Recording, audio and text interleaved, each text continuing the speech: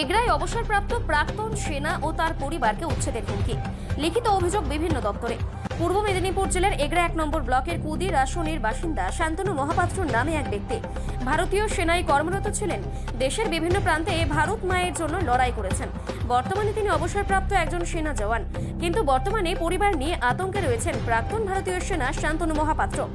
এদিন সংবাদ মাধ্যমের সামনে ওই অবসরপ্রাপ্ত জওয়ানের অভিযোগ করেন যে তিনি দীর্ঘদিন ধরে ওই এলাকায় স্থায়ী বাসিন্দা এবং পঞ্চায়েতের অনুমতি নিয়ে বাড়ি করে পরিবারকে নিয়ে বসবাস করছেন, কিন্তু বর্তমানে তার বাড়ির অদূরে একটি জল নিকাশি সংক্রান্ত ব্যাপার নিয়ে তাকে উচ্ছেদের পরিকল্পনা করছে এবং তার পরিবারকে বিভিন্নভাবে অস্বস্তিতে ফেলেছে স্থানীয় শাসক দলের নেতা ও তার দলবল। এছাড়াও শান্তনুবাবু বিস্তারিত আরও কি বললেন আমরা শুনে নেব। আমি শান্তনু মহাপাত্র, পিতা পরিমল মহাপাত্র। আমি ভারতীয় স্থল সেনাতে প্রায় দীর্ঘ ভারত মায়ের সেবার জন্য 27 বছর চাকরি করে এসেছি। বিভিন্ন জায়গা, পাহাড়, জঙ্গল, দিন নেই রাত নেই আমি ভারত মায়ের সেবার জন্য নিজের জীবনকে উৎসর্গ করেছি। এই কারণে আমাকে বিভিন্ন জায়গায় আমাকে বহুত সমস্যা এবং কঠিন পরিস্থিতির ভিতর দিয়ে আমি এই 27টা বছর আমি কাটিয়েছি। 2000 সালে আমি রাসন পিএস এগরা 2000 সালে আমি একটা জায়গা কিনি 6 ডেসিমিল এখানে। 2012 সালে আমি এখানে বালিগঞ্জ মিলিটারি ক্যাম্পে ছিলাম। 2012 সালে আমি এখানে আসি। দীর্ঘ 18 বছর আমি এখানে ঘর করি, কোনো প্রকার কোনো অসুবিধা ছিল না। পঞ্চায়েত পারমিশন নিয়ে আমি এখানে ঘর করি এবং আজ 18 বছর পর এমন ভাবে কিছু লোক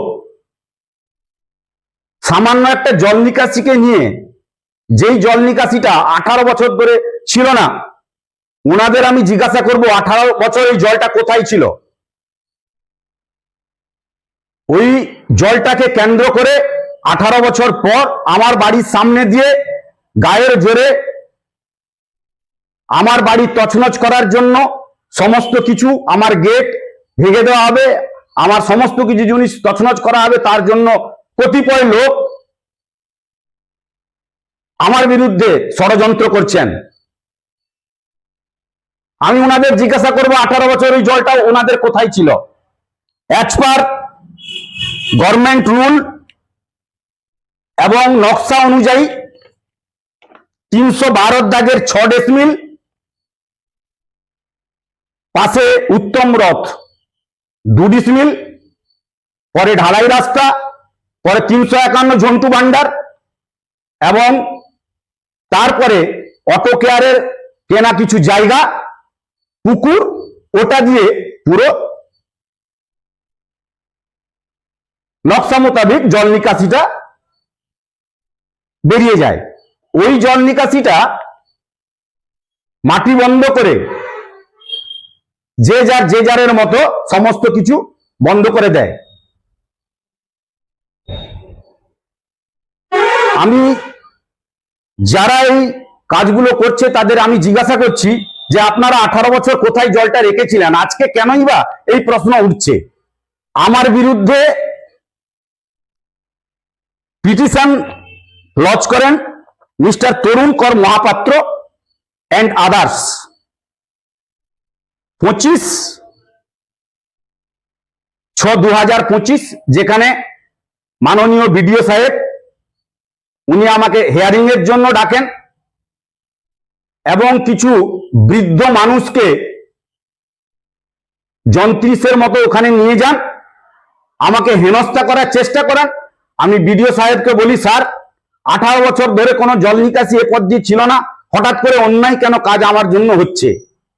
আমি আপনার কাছে এই প্রশ্নটা রাখছি স্যার।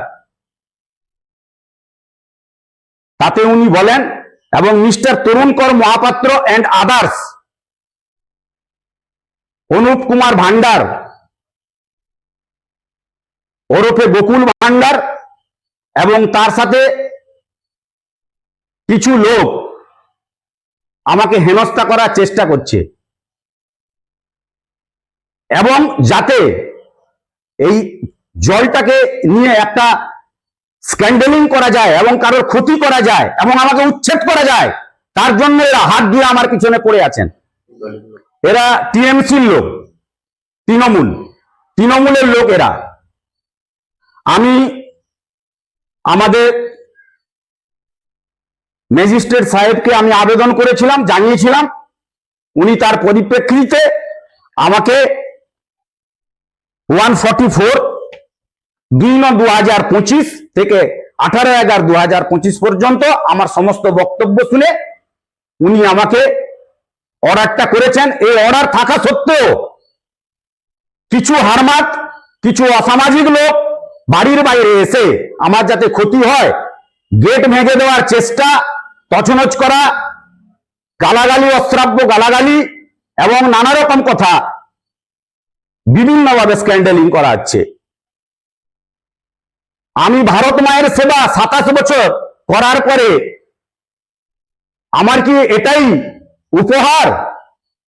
এবং বলা হচ্ছে আমি পশ্চিম মেদিনীপুরের লোক, উড়ে এসে জুড়ে বসেছে।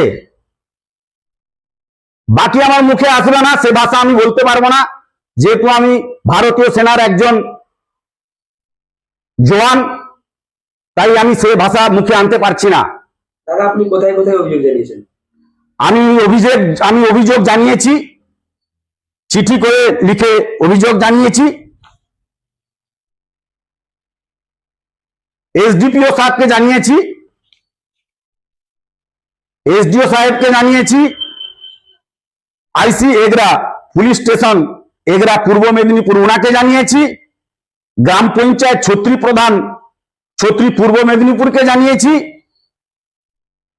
Shri Bhairab Chowdhury IS ADM DL and LRO Tamluk উনাকে চিঠি দিয়ে জানিয়েছি, এবং ডিএম সাহেবকে পূর্ব মেদিনীপুরে উনাকে জানিয়েছি, বিডিও সাহেবকে জানিয়েছি,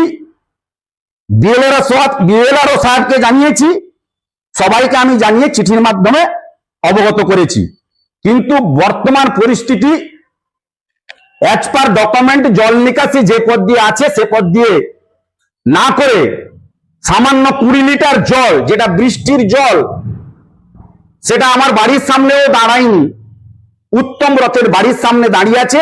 ওই বৃষ্টির জল যেটা, সেই জলটাকে কেন্দ্র করে সেটাকে নিয়ে একটা রাজনীতি করা হচ্ছে এবং আমাকে উচ্ছেদ করার জন্য চেষ্টা করা হচ্ছে।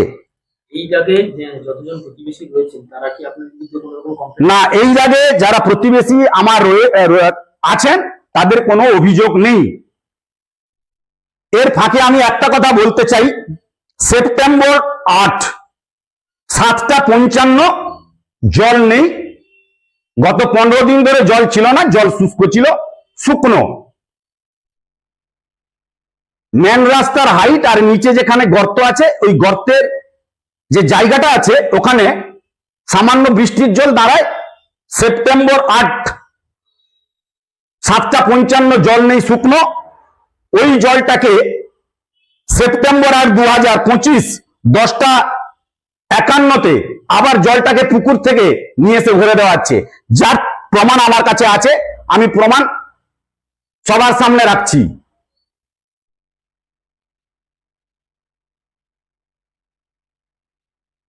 মানে কি সমস্যার মধ্যে দিয়েছেন? বর্তমান আমি এত সমস্যায় আছি, আমার বৃদ্ধ বাবা মা, মাস্টারমশাই, উনি 82 বছর বয়স, উনি আমার কাছে থাকেন। 72 বছরের মা আমার কাছে থাকেন। আমার দুটো মেয়ে বাইরে থাকে। আমার মিসেস আতঙ্কতে আছে। আমার একটা ছোট বাচ্চা ক্লাস 7-এ পড়ে, সেও আতঙ্কতে আছে। আমরা আতঙ্কের ভিতর দিয়ে আছি। এ হারমাদ বাহিনী কখন কোন মুহূর্তে কোথায় কি করবে না করবে, তার জন্য আমি আবেদন করেছি ম্যাজিস্ট্রেট সাহেবকে। আমি চাইছি ভারত সরকারের কাছে, একজন সেনা হয়ে আমি চাইছি, এবং আমি রাজ্য সরকারের কাছেও বলছি যে এর বিধির বিধান হোক, যে পথ দিয়ে সুষ্ঠু জল নিকাশি আছে ওই পদ দিয়ে হোক